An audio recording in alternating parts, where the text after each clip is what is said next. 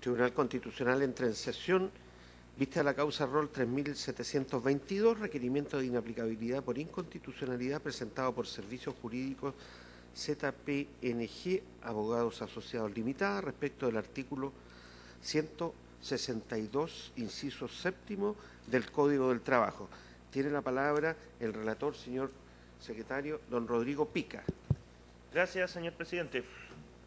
Servicios Jurídicos ZPMG, Abogados Asociados Limitada, ha requerido a este tribunal la declaración de inaplicabilidad por inconstitucionalidad del inciso séptimo del artículo 162 del Código del Trabajo, según consta en el petitorio de fojas 11 del presente proceso, alegando que su aplicación a la gestión invocada vulneraría las garantías de los numerales tercero, 24 y 26 del artículo 19 de la Carta Fundamental. La preceptiva cuya aplicación se impugna dispone: sin perjuicio de lo anterior, el empleador deberá pagar al trabajador las remuneraciones y demás prestaciones consignadas en el contrato de trabajo durante el periodo comprendido entre la fecha del despido y la fecha de envío o entrega de la referida comunicación al trabajador. No será exigible esta obligación del empleador cuando el monto adeudado por concepto de imposiciones morosas no exceda de la cantidad menor entre el 10% del total de la deuda previsional o 2 unidades tributarias mensuales, y siempre que dicho monto sea pagado por el empleador dentro de los 15 días hábiles contado desde la notificación de la respectiva demanda. Los errores u omisiones en que se incurra con ocasión del despido, señala el inciso siguiente, los errores u omisiones en que se incurra con ocasión de estas comunicaciones que no tengan relación con la obligación de pago íntegro de las imposiciones previsionales no invalidarán la terminación del contrato, sin perjuicio de las sanciones administrativas que establece el artículo 506 de este Código. La inspección del trabajo de oficio a petición de parte estará especialmente facultada para exigir al empleador la acreditación del pago de cotizaciones al momento del despido en los casos a que se refieren los incisos precedentes. Además, estará facultada para exigir el pago de las cotizaciones devengadas durante el lapso a que se refiere el inciso séptimo.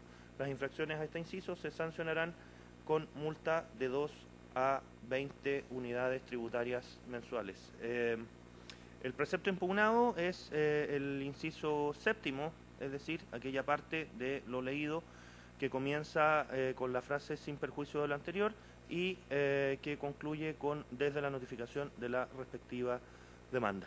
La gestión pendiente invocada es un proceso laboral por autodespido, cobro de prestaciones y aplicación de la denominada Ley Bustos, el cual al momento de requerir se encuentra en acuerdo ante la Corte de Apelaciones de Santiago por recurso de nulidad. En dicho proceso, la demandante señala que desempeñó funciones como técnico jurídico para el estudio requirente de inaplicabilidad y demanda indemnizaciones de aviso previo, años de servicio, recargo legal del despido, feriado y remuneraciones. Además, la convalidación del mismo despido de acuerdo a la denominada Ley Bustos. La actora invoca además continuidad laboral entre las dos partes demandadas, dos estudios jurídicos. Y por otra parte, cabe agregar que dicha continuidad laboral entre las dos demandadas fue controvertida según se alega a fojas 2 del requerimiento de inaplicabilidad.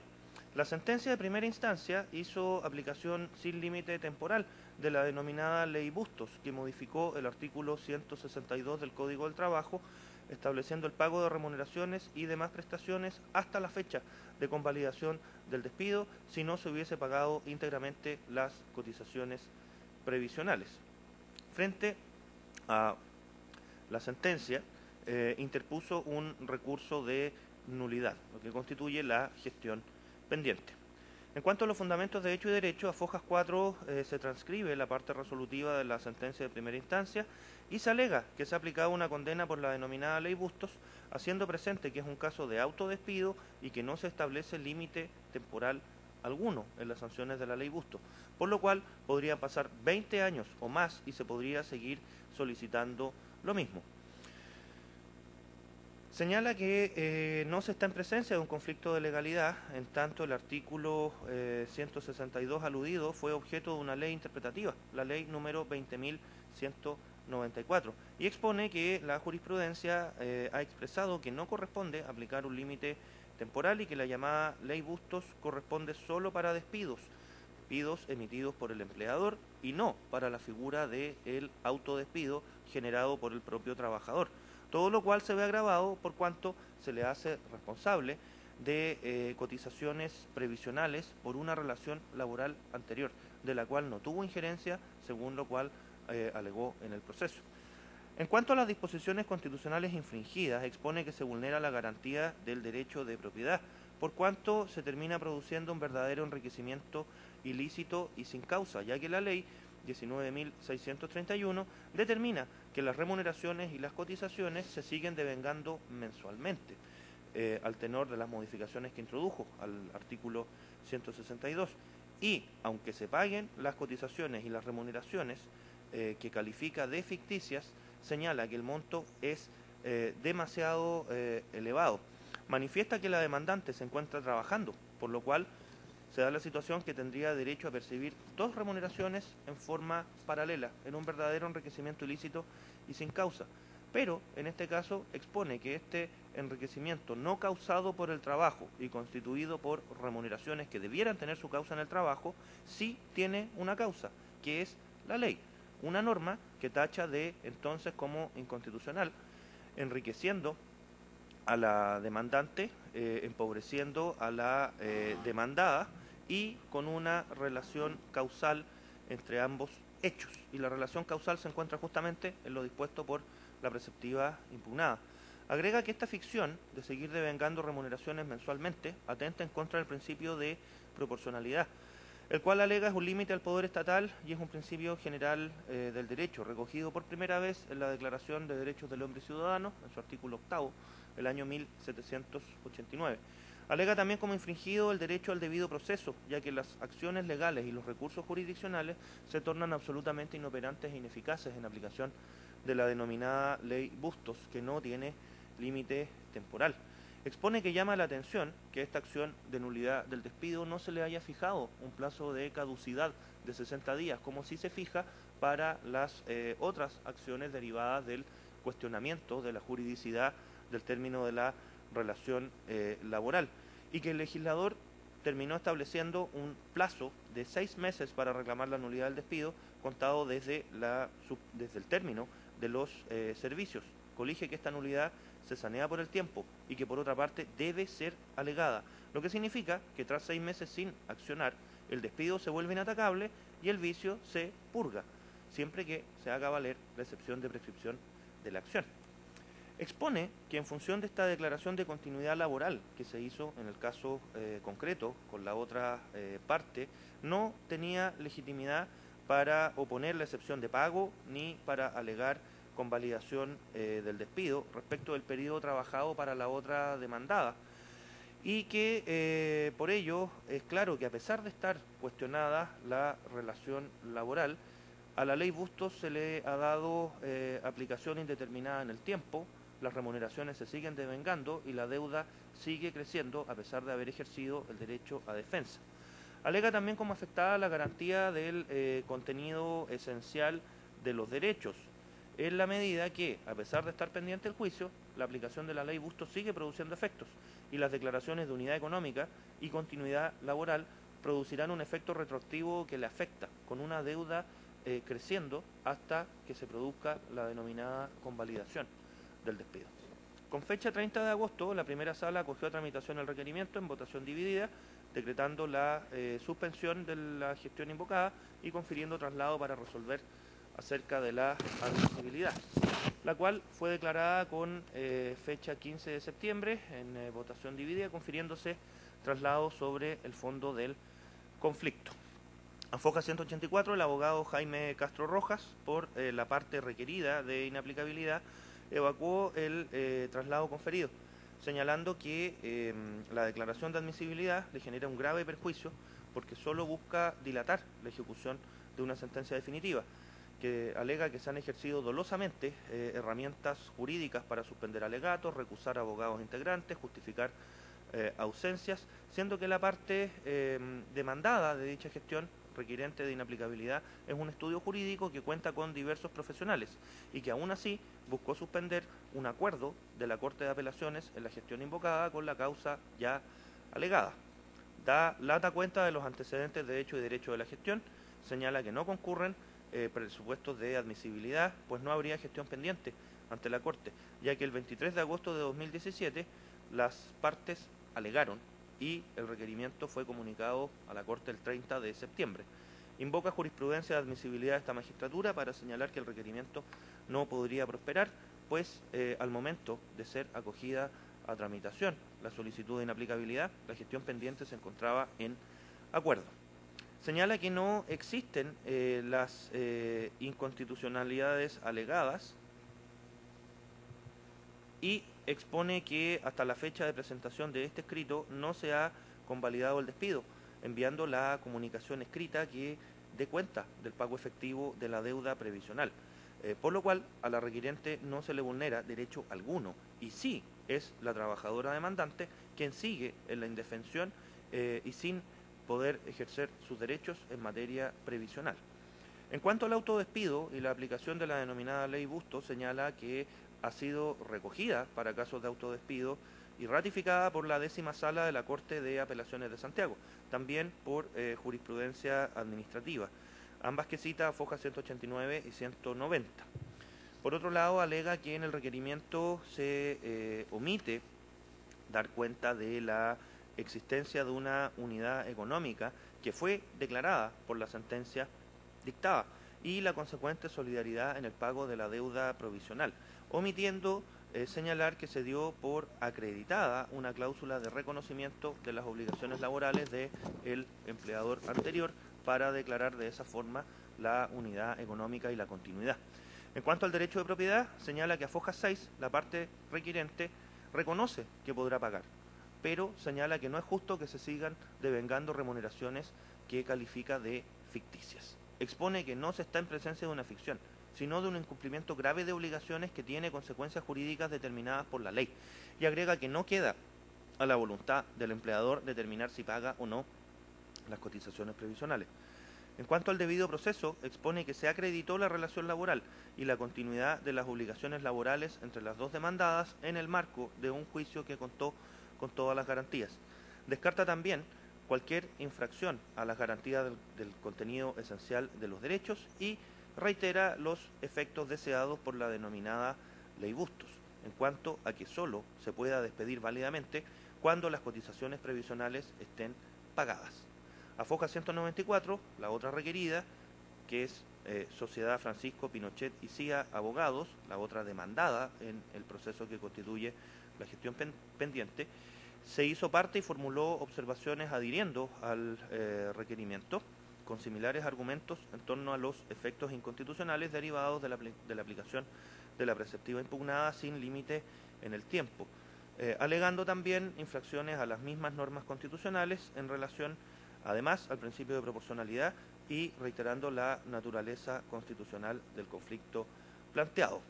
Agrega que por ser una regla previsional de la deuda en cuestión, pueden haber incluso órdenes de arresto como medidas de apremio y que además este tipo de deudas tienen altísimas multas, reajustes e intereses, que serían a su vez otra sanción para la misma conducta que se ha calificado como ilícita, argumentando que por esa vía se está en presencia de una sanción desproporcionada, vulnerándose también la prohibición general de la arbitrariedad.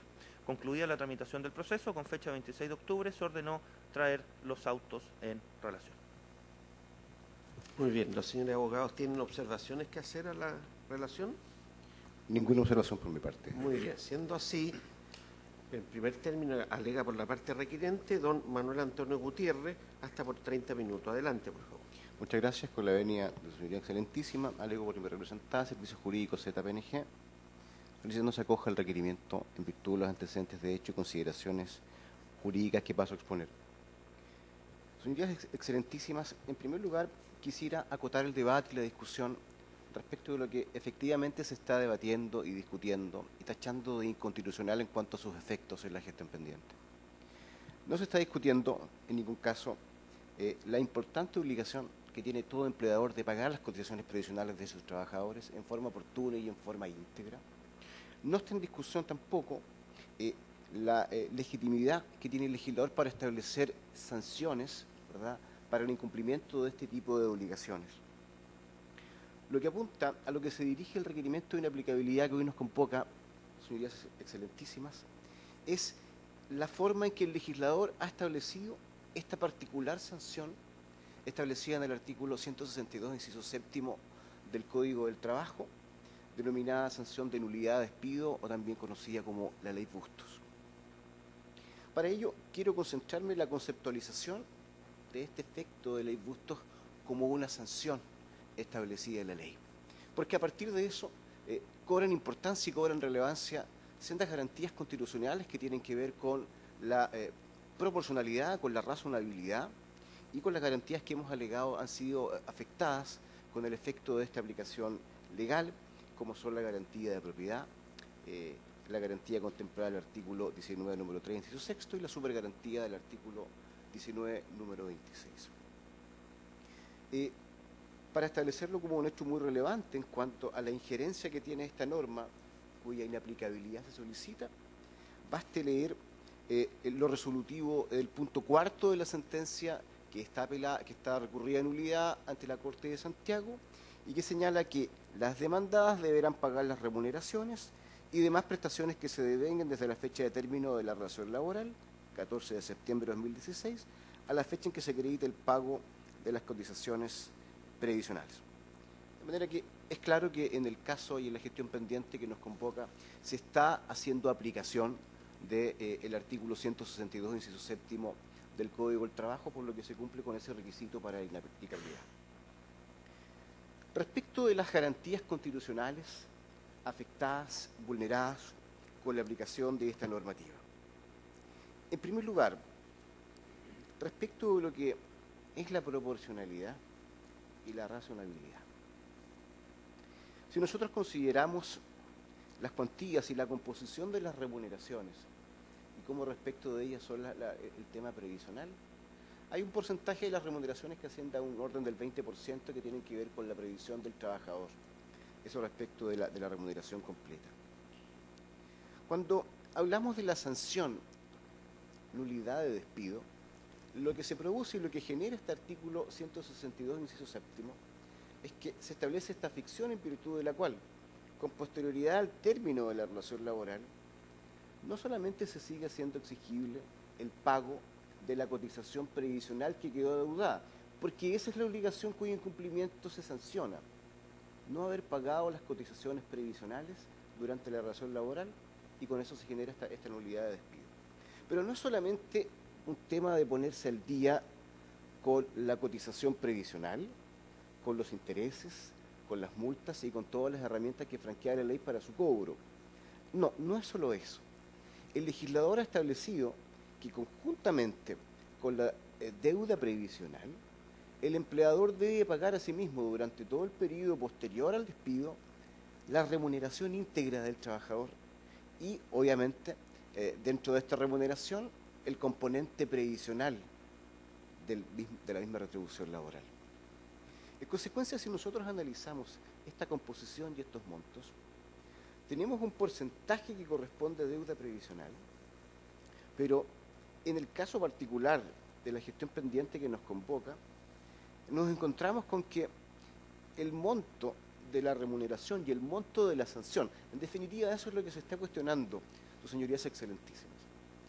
La sanción, tal como podría ser una multa u otro tipo de sanción que establezca la ley, supera con creces, y muchas veces, el monto de la obligación incumplida.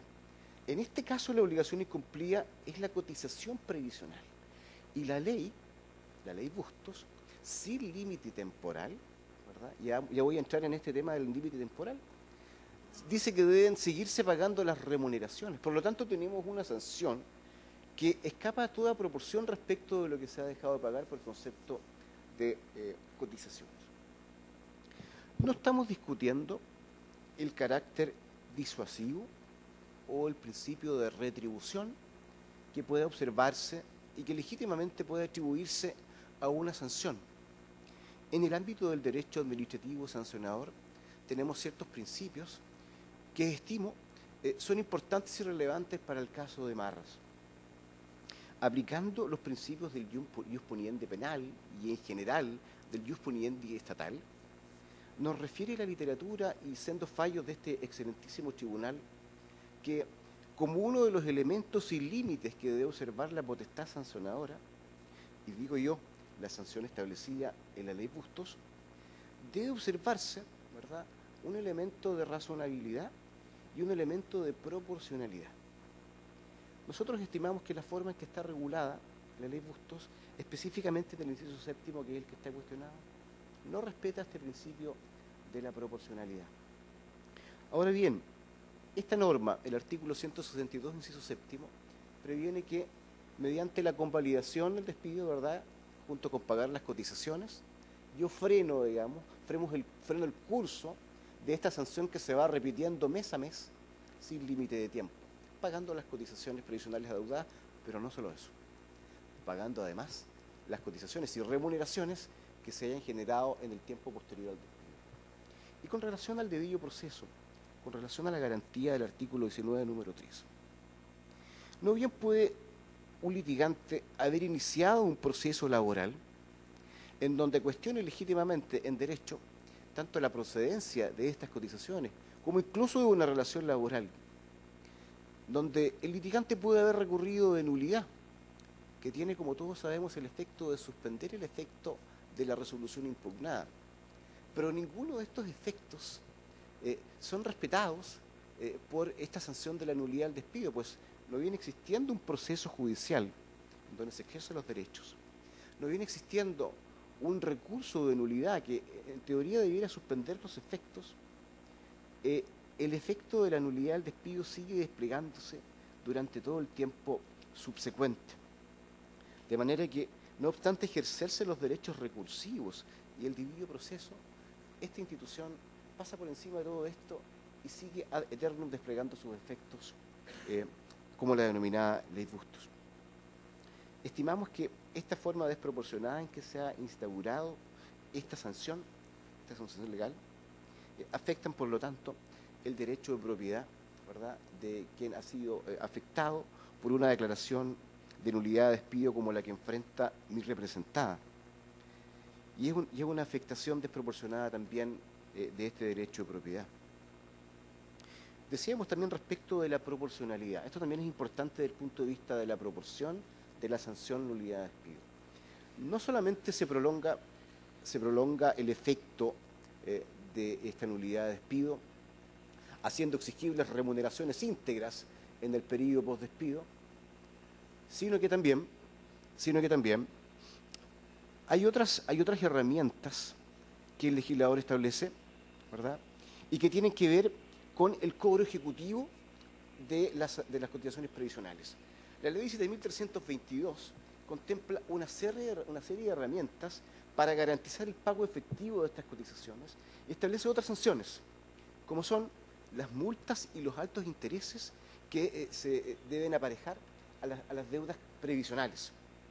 Incluso más, como una herramienta también considerada como sanción y como apremio, está el arresto del representante legal de la entidad deudora de cotizaciones previsionales. De manera que tenemos una sanción completamente desproporcionada si sumamos lo que es la ley Bustos en sí con todo el resto de las herramientas jurídicas y apremios que contempla la legislación para la existencia de deudas previsionales. Tal como lo señalaba la parte que también fue afectada como demandada en la gestión pendiente y que se ha hecho parte en este proceso, estimamos que hay un tema de proporcionalidad y, por tanto, de afectación de la garantía del artículo 19, número 2 de la Carta Fundamental, en cuanto a la igualdad y a la proporcional que deben observar las sanciones que establece la ley para el incumplimiento de cualquier obligación, como lo es también la sanción de la nulidad de despido. En consecuencia, en virtud de todo lo expuesto, sus señorías excelentísimas, solicito se acoja el requerimiento de inaplicabilidad y declare que no debe proceder la aplicación del inciso séptimo del artículo 162 en la gestión pendiente que tiene que ver con este requerimiento de inaplicabilidad. Con eso concluyo mi alegato. Muchas gracias. Gracias a usted. A continuación, por la requerida, Francisco y compañía de abogados, tiene la palabra don Francisco Pinochet, hasta por 30 minutos. Adelante, por favor. Gracias, vuestra señoría. Pido se me excuse por una laringitis, que estoy afectado, pero producto del contacto con mi hija menor, así que bien vale una laringitis por el cariño de los hijos. Su señoría, quisiera profundizar algunos aspectos de lo que se ha venido señalando, empezando un poco por lo que fue la historia de esta ley Busto, que fue una extraordinaria herramienta pensada para poner fin al abuso que existía por parte de distintos empleadores, quienes, para evitar el pago de las imposiciones y cotizaciones previsionales, optaban por el simple camino de despedir al trabajador. Mire qué simple. Y hasta antes de esta norma, entonces, ello era posible, generando, por supuesto, abusos en un gran número de casos y afectando además al sistema previsional en general por las lagunas que se iban produciendo en estos casos. Entonces, ¿qué hace la ley Busto? Dice, mire, señor empleador, usted no puede despedir a un trabajador si le está adeudando imposiciones y cotizaciones. Por lo tanto, si lo quiere despedir, páguesela. Mire qué simple, mire qué extraordinario el mecanismo. Y así se incorporó entonces esta llamada ley Busto como una sanción de nulidad al Código del Trabajo. Sin embargo, la evolución jurisprudencial posterior y la interpretación que se fue haciendo de esta norma, que incluso, como dijo el señor relator, fue objeto de una ley interpretativa, se ha venido aplicando en una forma que genera una clara inconstitucionalidad, genera una clara afectación al derecho de propiedad, genera una clara afectación al principio de proporcionalidad que debe regir todos los actos administrativos y por lo tanto en este aspecto judiciales también. ¿Por qué? Porque la interpretación que se le está dando a esta ley, y el texto lo permite, por eso que estamos pidiendo la declaración de inconstitucionalidad, es que ya terminada la relación laboral, se va a poder seguir generando una remuneración como multa al empleador y las cotizaciones e imposiciones asociadas a esa remuneración, como si el trabajador continuase trabajando.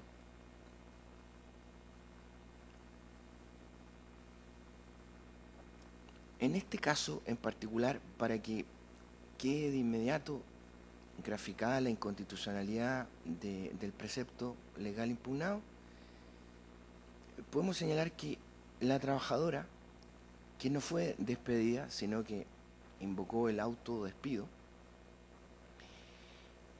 entró a trabajar a los pocos meses, según esto nos informan sus propios compañeros de trabajo que se ven en tribunales. La dama en cuestión es procuradora técnica jurídica y ella entró a trabajar. Lo más probable es que cuando renuncia ya tenía su trabajo. Nuestro distinguido contradictor que sigue me podrá rebatir si esta afirmación, que excede quizás a los antecedentes de hecho, a los antecedentes de hecho sí que han sido probados en este recurso, si yo estoy equivocado. Aunque lo estuviese, es el efecto de la ley. Es decir, la persona entra a trabajar a otra empresa y tiene derecho, según esta ley, a que se le reconozca, devengue, una remuneración íntegra. O sea, va a estar ganando 2 remuneraciones por un periodo que la ley no determina. Porque, como bien decía mi distinguido predecesor, la ley Bustos no tiene límite en cuanto al tiempo. Y es ahí donde radica la clara inconstitucionalidad. Si revisamos instituciones semejantes en el ámbito del derecho administrativo, también constitucional, o incluso del derecho penal, veremos que estos verdaderos ilícitos continuados en el tiempo tienen una razón de ser. ¿A qué me refiero? En materia de recursos de protección, vuestra señoría, conocemos todo lo que son los llamados ilícitos continuados permanentes. Ilícitos continuados permanentes cuando hay contaminación acústica, ¿no es cierto?, que genera, por ejemplo, que genera una industria y se deduce el recurso de protección pasado el plazo de 30 días que contempla el autoacuerdo. Entonces, la jurisprudencia creó muy acertadamente la figura del ilícito continuado permanente, claro, porque hay una afectación al derecho constitucional de vivir en un medio libre de contaminación ambiental. Entonces, es claro que esta perpetuidad, esta continuidad en el tiempo tiene una razón de ser. Y si tomamos situaciones quizás aún más extremas y que son de una gravedad, está el caso de los secuestros y detenciones forzosas, los detenidos desaparecidos. Todas las convenciones internacionales, especialmente aquellas a las que adhiere Chile y es suscriptor y por tanto están incorporados en nuestro texto político, señalan que esa persona que está desaparecida, mientras no aparezca su cuerpo, aunque se sepa que falleció, no corre el cómputo de prescripción del delito. ¿Hay un fundamento lógico, jurídico? Me parece evidente que sí. Podremos discutir quizás, si no estamos muy de acuerdo, por otros preceptos constitucionales y penales que tienen aplicación en un caso tan delicado como el que estoy planteando, ¿no es cierto?, que es la prescripción como certeza, la seguridad jurídica, pero estaremos de acuerdo en que si se pudiera discutir o no estar de acuerdo, hay un fundamento. En cambio, me regreso al caso que nos ocupa. ¿Qué fundamento hay? ¿Qué lógica hay, vuestras señorías, para que se sigan devengando remuneraciones, sueldos, en favor de un trabajador que ya encontró otro trabajo? Puede ser a los meses, a los 2 meses, en fin, si no encontró trabajo, su señoría, tiene que seguir, sería una especie de, la institución ya muta a una especie de subsidio de cesantía, ¿no?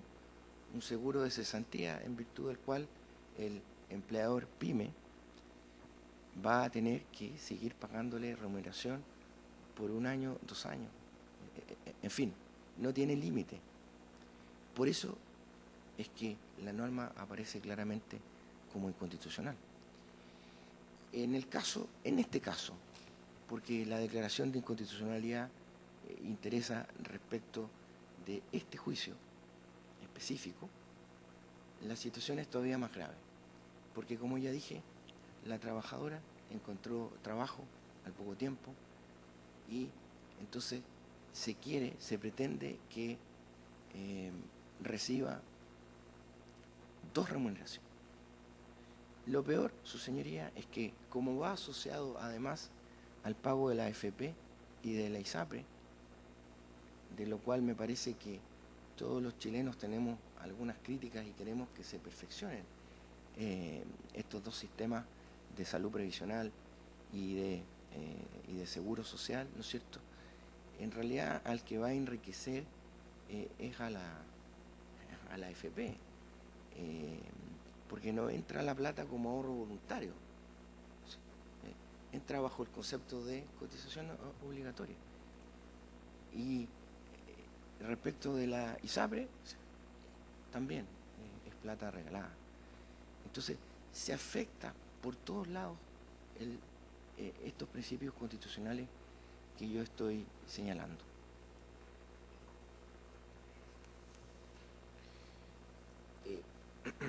Nosotros, al hacernos parte, señalamos que en cuanto al principio de la proporcionalidad, efectivamente había un grave atentado a este principio, porque las sanciones que existen para el no pago de imposiciones son las más severas que puede contemplar un ordenamiento legal de un país. Y nos parece muy bien, Arresto, puede llegar a arresto, arraigo, y me parece que dentro de las medidas de fuerza que contempla un ordenamiento jurídico, esas son las más fuertes, las más potentes. Y nuevamente entonces traigo a colación el principio de proporcionalidad. Además, se quiere generar con la aplicación de esta ley el pago de una doble remuneración, el pago de una doble imposición, de una doble cotización. Consideramos que eso es absolutamente improcedente y la aplicación es claramente inconstitucional. Nosotros señalamos también que se afectaba el debido proceso. El debido proceso que está protegido en la Constitución Política, en el artículo 19, número 3, inciso cuarto de la Constitución Política. ¿Por qué se afecta también el debido proceso, su señoría? Porque, retomando estas ideas que he señalado, ocurre lo mismo. No hay certeza en cuanto al término de esta sanción, que ya dije era para impedir el despido, para sancionarlo con la nulidad.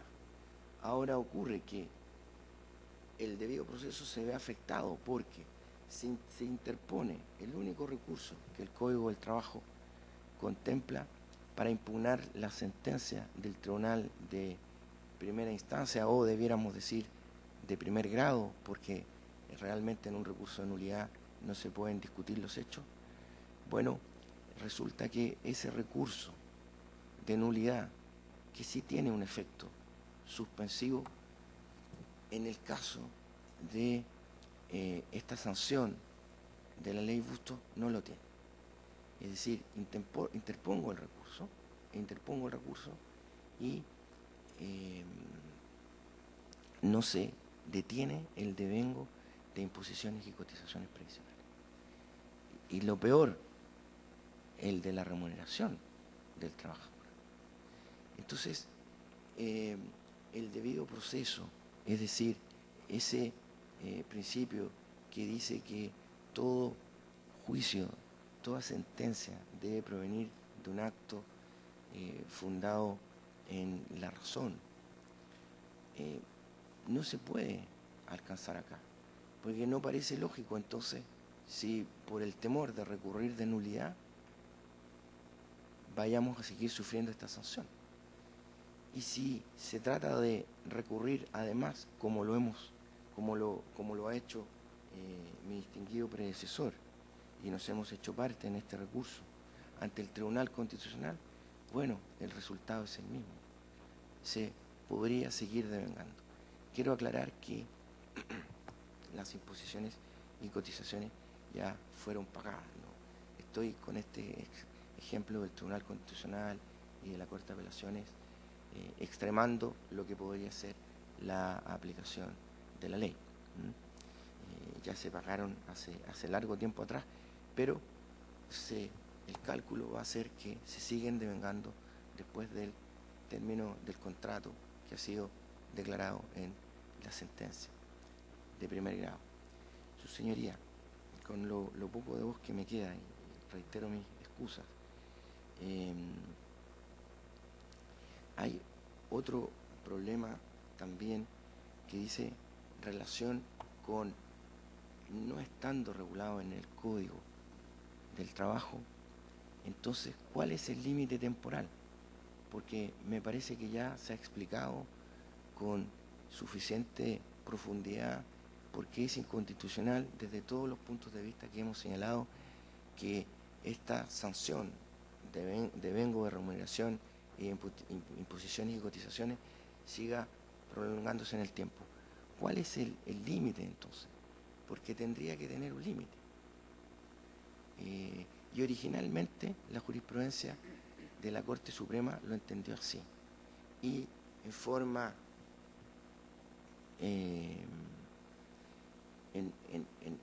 unilateral, la Corte Suprema puso un plazo, que eran 6 meses. Y ese plazo no tenía su origen en alguna norma legal. Simplemente lo creó la Corte Suprema. Y seguramente en base a estos mismos criterios que estamos analizando. El criterio de proporcionalidad, el criterio del derecho a la propiedad, que se ve claramente vulneradísimo por no darle una extensión en el tiempo. Y ahí entramos entonces con otro problema, y es que la jurisprudencia de nuestro máximo tribunal rige solo respecto de los casos en que actualmente se pronunciara. No tenemos una cultura del precedente en Chile, no somos como lo. Si no somos como lo, por lo menos podríamos tener alguna cierta uniformidad en la aplicación de las sentencias de los tribunales superiores de justicia, de tal manera de que no se afecte el Estado de Derecho producto de la desigual aplicación de la ley. Hay desigual aplicación de la ley desde el momento en que una sala de la Corte Suprema falla una cosa y la otra sala, o esa misma sala anterior, habiendo cambiado su integración, falla una cosa distinta. Y entonces al ciudadano, a un mismo ciudadano, en las mismas características, se le aplica en forma desigual el derecho. Y eso vulnera naturalmente el Estado de Derecho. ¿Y por qué hago acápite en esto? Porque necesariamente consideramos que este excelentísimo tribunal debiera determinar el momento, declarada la inconstitucionalidad de la norma, creo que eventualmente debiera decir, bueno, ¿hasta qué momento se aplicó? Porque lo que interesa es que diga, vuestra señoría, que ustedes digan que la norma es inconstitucional. Pero va a faltar un límite. Yo no sé si excede el ámbito de lo que está planteado en el recurso, lo que estoy señalando, pero lo dejo señalado. Y finalmente, para terminar, me hago brevemente cargo de la cuestión de la gestión pendiente, que la parte requerida ha sostenido que no existe tal gestión pendiente porque la causa ya estaba en estado de acuerdo. La verdad es que esa alegación nos parece improcedente, porque el proceso, la segunda instancia, termina precisamente cuando se emite el acuerdo. Antes no está terminado el proceso. Tan terminado no está que no sabemos cuál fue el fallo de la Corte de Apelaciones. Y luego de eso quedaba un recurso de unificación de jurisprudencia. Pero no es el caso, sí, analizar eso. La gestión sí estaba pendiente porque no había concluido el grado. No es instancia en materia laboral, es grado. Es vista de la causa, pero es un grado porque no hay pronunciamiento respecto de los hechos, salvo aquello referente a las normas de la sana crítica, que es la facultad que tienen las Cortes de Apelaciones. En consecuencia, si no ha terminado la vista de la causa por la dictación del acuerdo, el cual estaba siendo objeto de estudio por los ministros, naturalmente hay una gestión pendiente. Doy por concluido mi alegato. Muy bien, finalmente, por la parte requerida, doña María Teresa Rojas, tiene la palabra don Gino Esteban Soto Hernández, hasta por 10 minutos. Adelante, por favor. Gracias, señor presidente. En representación de doña María Teresa Rojas Yáñez y en virtud del requerimiento impugnado, vengo a señalar lo siguiente. Señor presidente, excelentísimo tribunal, solicito a usted tener presente en consideración lo siguiente, que la presente causa se encuentra en estado de acuerdo en la Corte de Apelaciones de Santiago bajo el número de ingreso de corte número 963 del año 2017 y no en la tabla de la vista de la causa como erradamente señalan mis contradictores, lo que en consecuencia se configura la causal establecida en el artículo 84, número 3 de la Ley Orgánica Constitucional. Dicho eso, señor presidente, lo solicito a usted que lo tenga presente al momento de resolver este requerimiento.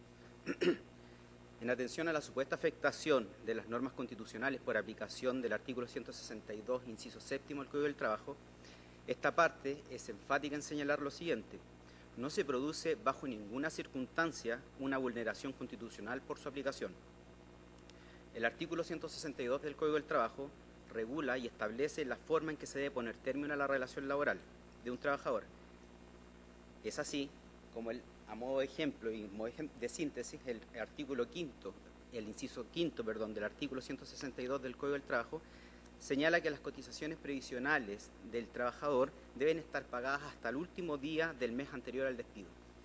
En armonía con lo anterior, el inciso sexto del mismo artículo señala o se refiere a la convalidación del despido, la que se realiza únicamente pagando las cotizaciones previsionales morosas, hecho que en la especie no ha ocurrido hasta la fecha, y aclaro a mis contradictores que la forma de poner término o límite temporal de la ley Bustos es justamente esa, pagando las cotizaciones previsionales y se convalida. Esa es la respuesta a la interrogante que han planteado al tribunal.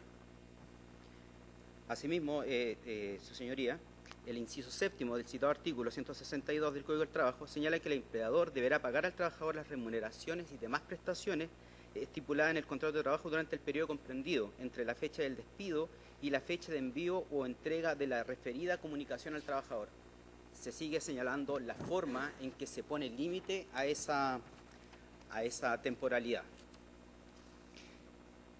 Respecto a la supuesta vulneración del debido proceso establecido en el artículo 19, número 24 de la Constitución Política de la República, señalar a mis contradictores que confunden, llevan dolosamente las obligaciones que tienen como empleador para con sus trabajadores y en especial con mi representada doña María Teresa Rojas Yáñez.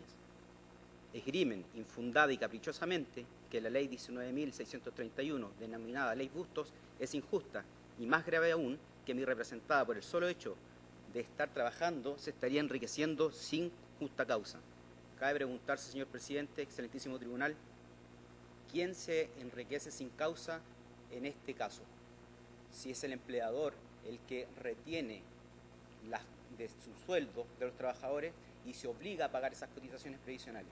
En la sentencia recurrida, en el numerando tercero, señala que desde las fechas abril, mayo, julio, agosto, septiembre, octubre y diciembre del año 2015, enero, febrero, marzo del año 2016, no se encuentran pagadas las cotizaciones previsionales. Y nosotros logramos acreditar, esta parte logró acreditar que se descontaron esos dineros a la trabajadora. Por lo tanto, el enriquecimiento sin causa no procede bajo ninguna circunstancia en la especie. Señor presidente, solicito a usted tener presente que el ex empleador de mi representada, la sociedad ZKPNG, es un estudio jurídico que conoce y sabe perfectamente los efectos y las graves consecuencias jurídicas que conlleva retener dineros de sus trabajadores y no dar cumplimiento al pago de las cotizaciones previsionales. Por lo que solicito a usted rechazar esta infundada, antojadiza y arbitraria supuesta vulneración con expresa y ejemplar condenación en costas. Respecto, su señoría, a la supuesta afectación del debido proceso del artículo 19, número 3, inciso cuarto de la Constitución Política de la República, a esta parte resulta repugnante la argumentación de mi contradictor, toda vez que en el juicio ordinario radicado en el segundo Juzgado Laboral de Santiago, en la causa RIT O 6.227 del año 2016, se logró acreditar que existían antecedentes suficientes y que sirvieron de base para la sentencia definitiva que la sociedad ZKPNG reconoció expresamente e hizo suyas todas y cada una de las obligaciones laborales que el señor Pinochet tenía con mi representada. A mayor abundamiento, la propia Dirección del Trabajo emitió un informe, el que consta en autos, donde la sociedad ZKPNG y el señor Pinochet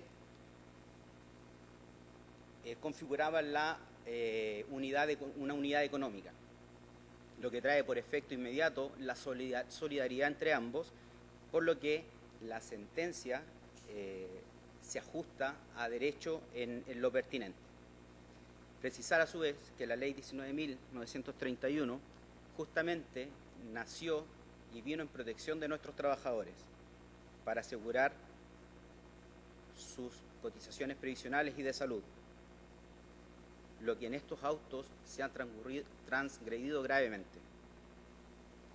Hasta la fecha, como señala mi contradictor, erradamente una vez más las cotizaciones previsionales no han sido pagadas, ni representada no ha podido hacer uso de su sistema previsional de salud, lo que ha traído gravemente consecuencias a su situación como persona, y por lo tanto la real vulneración de derechos o inconstitucionalidad se está reflejando materialmente y fácticamente en un trabajador y no en la figura del empleador. Finalmente, señor presidente, excelentísimo tribunal, en relación a la supuesta vulneración o afectación a la supergarantía del artículo 19, número 26 de la Constitución Política de la República, señalar que la Dirección del Trabajo, en su ordinario número 5372/314, de fecha 25 de octubre del año 99, fijó el sentido y alcance del artículo 162 del Código del Trabajo, modificado por la propia ley 19.631, que en su numeral quinto, inciso séptimo, señala lo siguiente, comillas: con todo, la obligación del empleador de continuar pagando las remuneraciones y demás prestaciones que se consignan en el inciso séptimo del artículo 162 solo se extingue una vez que el empleador ha convalidado el despido. Situación, señor presidente, que en la especie no ha ocurrido. Por lo tanto, en consideración a los argumentos esgrimidos, solicito a vuestro tribunal excelentísimo sea rechazado el requerimiento de inaplicabilidad por inconstitucionalidad con expresa condenación en costa. Muy bien. Señora ministra, señores ministros, ¿preguntas que hacer? Ministro don Cristian Letelier. Abogado, de la parte requerida. Abogado, usted ha señalado en su alegato de que no se han pagado las cotizaciones previsionales. La sentencia del segundo juzgado del trabajo señala en la parte resolutiva, en el numeral tercero, que las demandadas deberán pagar solidariamente, y ahí especifica algunas cotizaciones, y después en el numeral cuarto señala que se deben pagar otras prestaciones entre el término de la relación laboral el 14 de septiembre del 2006 a la fecha en que se acredita el pago de las cotizaciones conforme a su remuneración. ¿Qué cotizaciones previsionales no están pagadas según usted ha señalado a este tribunal? Cotizaciones previsionales de salud, AFP y FCM. Los propios periodos que señala la sentencia, y a su vez, desde que se dicta esta sentencia, que es de fecha 25 de abril del año 2017.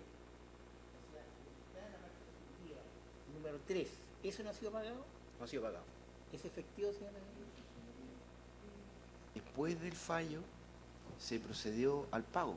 Sí, lo que estamos viendo es la inconstitucionalidad de este efecto prolongado en el tiempo.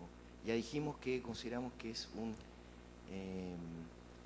derecho sagrado de los trabajadores recibir eso. Y por lo tanto, eso que en el fallo se señala está pagado.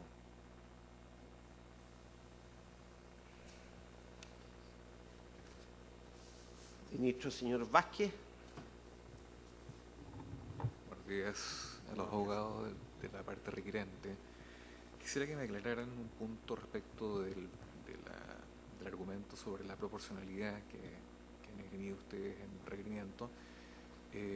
Básicamente, ¿cuál es el fundamento constitucional, normativo? Porque han mencionado el artículo 19, número 3, pero más bien uno podría pensar que el principio de proporcionalidad proviene de otros artículos. Podría ser el artículo 19, número 2, o bien en materia de libertad de trabajo, el artículo 19, número 16, cuando está refiriéndose a la libre contratación y eventualmente una justa retribución. Entonces me gustaría que me precisaran un poco más ese punto. Eso de lo que se señaló por la parte de que se hizo parte también como empleadora, como coempleadora, nosotros en nuestro requerimiento, en respecto de la proporcionalidad, las garantías constitucionales que señalamos infringidas eran el artículo 19, número 3, inciso sexto, ¿verdad?, el 24 y el 26. Y respecto de la supergarantía en cuanto a la como sanción, estimamos que la entidad de esta sanción afecta más allá de lo proporcional el patrimonio, ¿verdad?, y como sanción, la entidad de la sanción es más allá de lo proporcionado. Sin perjuicio de eso, hicimos nuestra la alegación de distinguido colega referida a la proporcionalidad fundada en el artículo 19, número 2, respecto del ejercicio que debe practicarse por la entidad y monto de una sanción respecto de la infracción que se condena. Ministro, señor García. Una pregunta simplemente a objeto de contexto a la parte requerida de la trabajadora.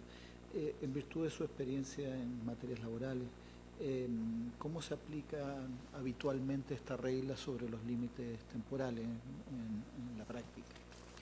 ¿Y cuáles son más o menos los tiempos habituales de cumplimiento de esta regla? Señor Ministro, justamente el límite temporal lo establece esta norma de interpretación que dimos de los 6 meses, lo que hace el ordinario del Código del Trabajo. La convalidación del despido, que en el fondo es lo que los requirentes en el fondo alegan, no se ha materializado. El Código del Trabajo establece la forma en que se convalida el despido. Se pagan las cotizaciones previsionales morosas y se debe enviar una comunicación, se debe informar al trabajador o una comunicación escrita que dé constancia de ello. En el tribunal ordinario no se logra acreditar ni en la audiencia preparatoria ni en la audiencia de juicio tales circunstancias. Por lo tanto, esa es la forma de limitar la temporalidad de los efectos de la ley.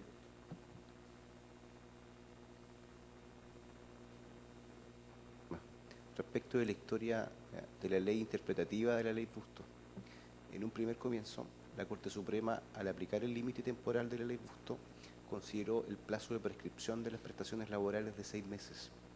Y no es que haya inventado un plazo arbitrariamente de 6 meses, sino que, considerando el plazo de prescripción de las prestaciones laborales de 6 meses, estableció ese límite para la ley Bustos. Eso fue lo que posteriormente quedó echado por tierra cuando se interpretó auténticamente la ley Bustos, diciendo de que debía extenderse sin límite de tiempo hasta que se convalide. O sea, mientras más me demore en convalidar, más grande es la sanción de nulidad de despido. Eso es. Muy bien. No habiendo más preguntas que formular.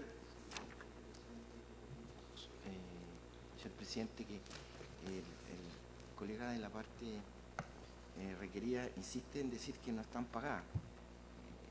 No, si están pagadas. El pago se produjo con posterioridad, por eso hubo un juicio. El juicio laboral acoge la demanda, pero están pagadas. Entonces, justamente lo que estamos discutiendo es hasta cuánto sigue devengándose a futuro. Muy bien. ¿Concluida la audiencia? ¿Quiere decir algo? No, señor concluida presidente. la audiencia.